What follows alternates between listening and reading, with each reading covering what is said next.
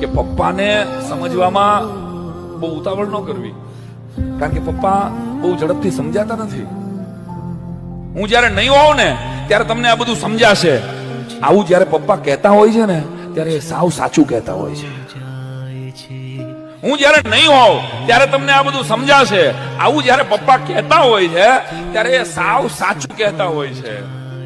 પપ્પાના ચશ્મા થી દુનિયાના ઝાડા ઝઘડા ખાડા વધારે ચોખ્ખા દેખાય છે.